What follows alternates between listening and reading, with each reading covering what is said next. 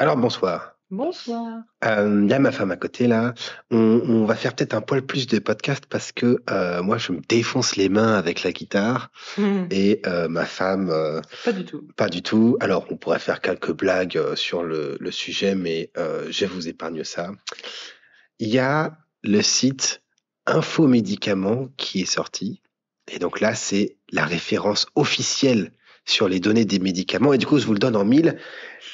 Les professionnels du médicament, alors je ne sais pas qui c'est en France, mais visiblement il y a des gens qui ont été mandatés avec nos impôts, qui reçoivent un salaire pour faire cette mission noble qui est de, je cite, donner un endroit où les gens peuvent avoir une information fiable et sûre, parce que le Internet est blindé de fake news et d'infos pourries.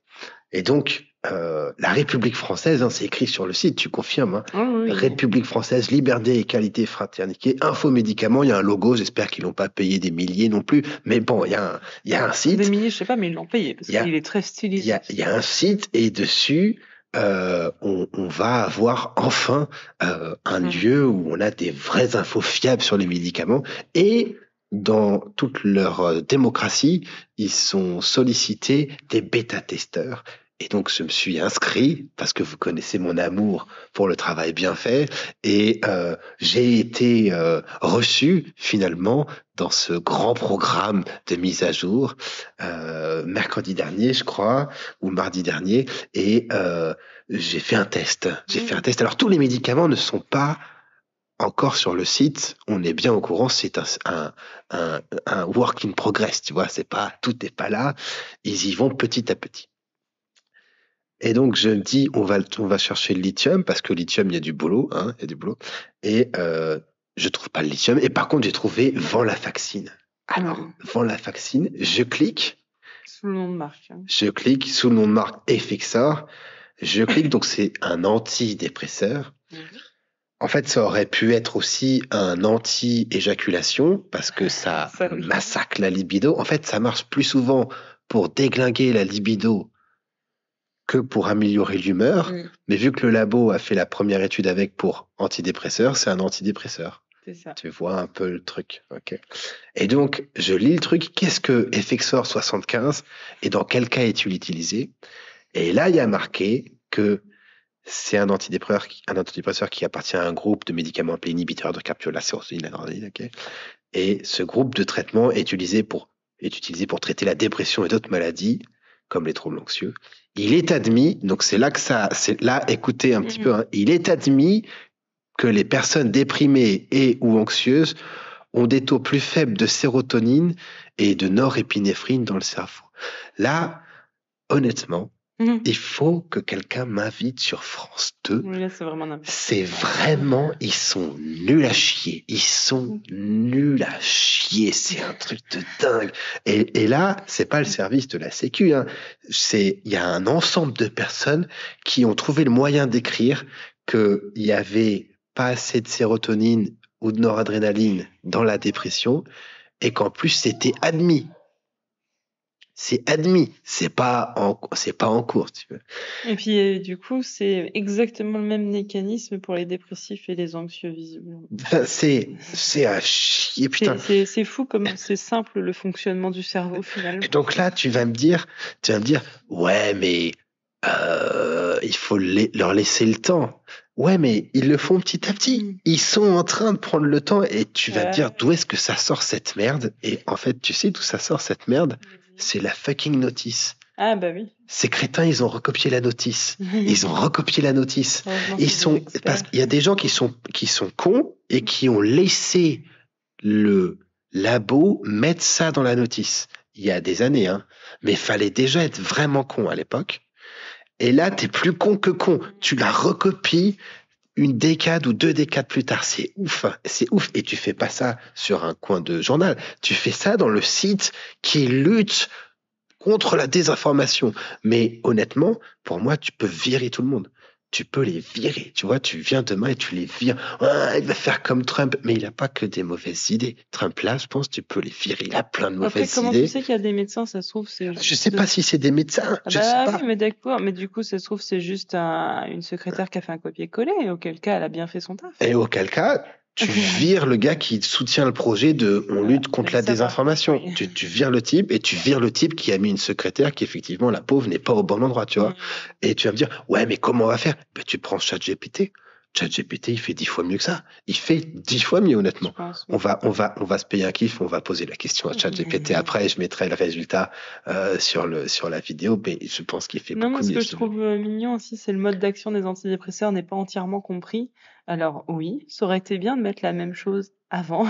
Oui, mais là, c'est le labo qui l'a fait, tu vois. Le labo, quand la FDA valide Ouais, je veux la dire que notice, le mode t'es coincé, t'es obligé. d'action des antidépresseurs n'est pas très bien compris, mais il reste mieux compris que le mode d'action des hormones dans le cerveau, Ouais, lors de ouais. la dépression et Mais l'anxiété. tu vois, là, en fait, cette phrase-là, le mode d'action on la mettra sur le mode d'action des antibiotiques, n'est pas entièrement compris. En fait, là, c'est la FDA qui, à l'époque, a dit, écoutez, vous êtes obligés de foutre ça parce que machin, tu vois, c'est pas les types qui se disent, ouais, on va machin. C'est verrouillé de ouf.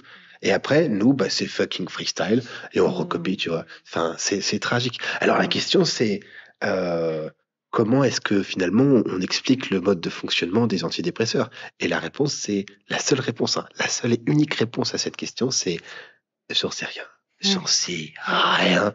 Le placebo marche beaucoup aussi et on ne sait pas l'expliquer non plus et on n'a pas la moindre foutue idée de comment ça marche les antidépresseurs. Je suis désolé mon cher monsieur, mais on sait par contre que dans votre cas, le risque que la dépression s'aggrave ou qu'il y ait une tentative de suicide ou que votre femme vous quitte parce qu'on a ras-le-bol ou votre patron vous vire, je sais pas quoi, est énorme et du coup on va se dire que le risque de prendre le traitement est moindre. Tu vois, mais c'est la seule réponse. Et des fois, ça marche. Et des fois, ça marche. Mais c'est la seule réponse. Il n'y a pas d'autres mécanismes. Alors après, tu peux te payer un kiff énorme. Tu peux partir sur les récepteurs présynaptiques, postsynaptiques, hétéro, auto, 5, HT, 1, 2, 3, A, B, 7, machin. Tu peux. Partir jusque-là. Tu peux aussi dire que ça modifie la régulation de la sérotonine et de la noradrénaline à certains endroits du cerveau. Oui, mais du coup, vu qu'il y a 15 000 neurones derrière, t'en sais rien. Tu vois, sans être forcément précis, tu peux faire un truc qui se rapproche plus de la vérité. Mais la vérité, là, honnêtement, je pense que dire on n'en sait rien, c'est beaucoup plus vrai qu'il est admis que les personnes déprimées, mais c'est massif, les gars.